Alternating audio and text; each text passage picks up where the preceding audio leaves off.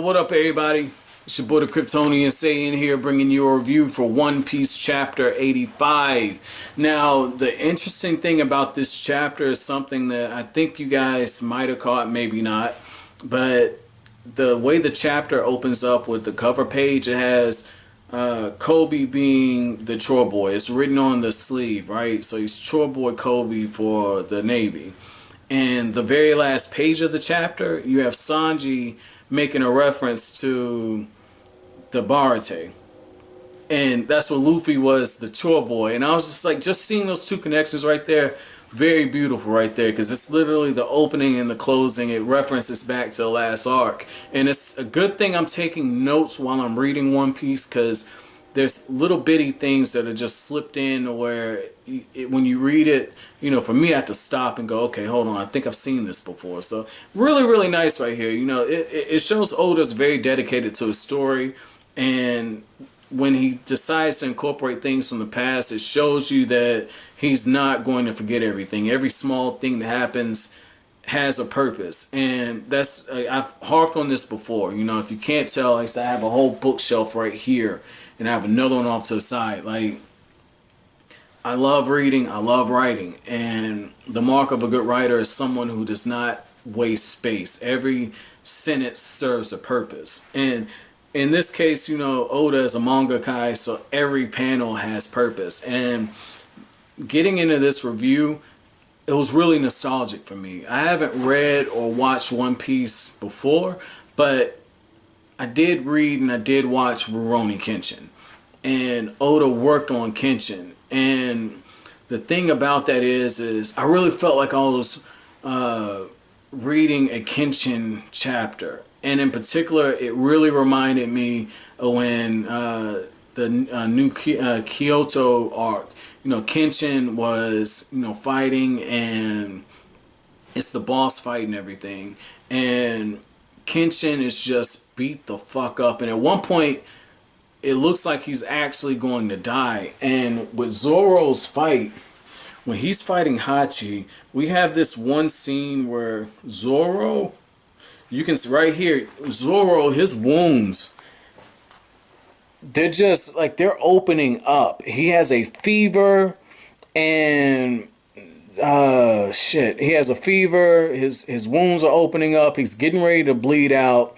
Instead of going down, his fever's going up. And if you look here and you see the veins on the back of his arms, his triceps, it shows you the amount of exertion he's doing. Apparently his swords are heavy too. I thought maybe he was just using Hachi's momentum against him in order to break the swords, but Zoro's exerting himself a lot. And there's a reason why they tell you when you're sick, or in Zoro's case, you know, when you're healing, to just chill the fuck out, because exertion causes your body to work too hard and you can do more damage than good. And Zoro's fighting somebody that's fighting really dirty. At one point, Hachi actually headbutts Zoro in his wounds, in his stomach area, and that's where he got some of those cuts and stuff at. And just seeing that, it was amazing, because he's standing up and there are two things on his mind. One, I have to save Luffy, and then two, I can't lose to anybody until I face Mihawk again.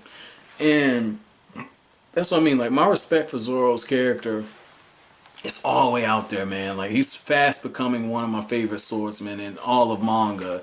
You know, Kenshin holds that title, but Zoro's very quickly rising up.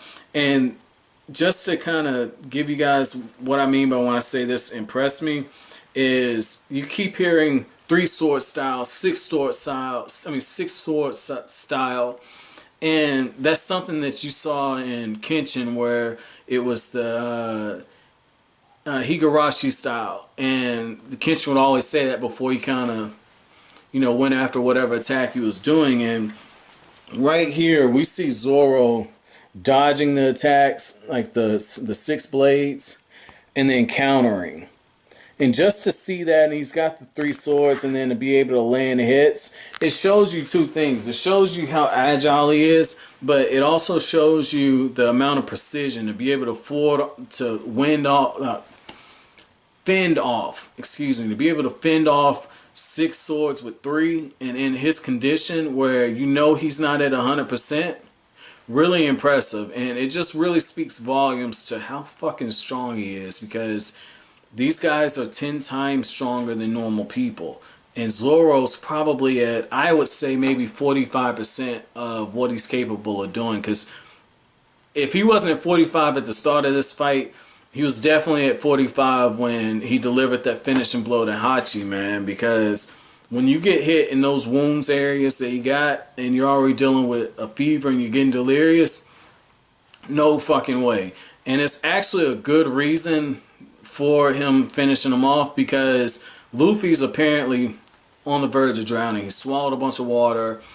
Things don't look too good for him. Nojiko and Genzo are both thinking, damn, if only we had an oxygen tank, because they're at the bottom of the ocean. And just speaking on that, very interesting choice to have them down there at the ocean, and they're trying to save Luffy. And what I mean by interesting choice, they have some type of hammer. Now I don't know how much you guys know, but like with they pointed out the buoyancy down there.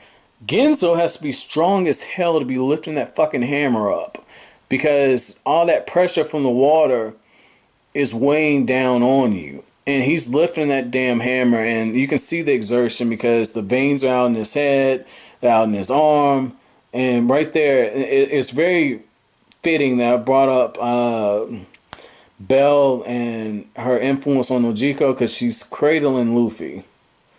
And that's what I mean, just that motherly instinct right there. I mean, very, very, very nice to see that, man. But I don't know what the fuck they're going to do, but it looks like now that Zoro's finished his fight and Sanji's getting ready to take on the last remaining member of, or not counting what Usopp has. I don't know who the fuck's going to save Usopp, but the last remaining member there at Arlong Park in that little area.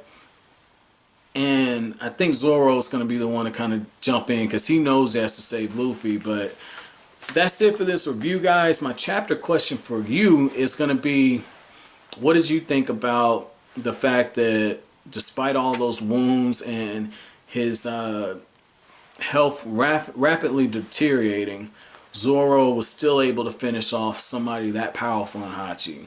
But that's it for this review. If you liked anything I had to say, as always, comment, rate, subscribe, share. I greatly appreciate it. That's it. Thanks for watching Kryptonian Say It.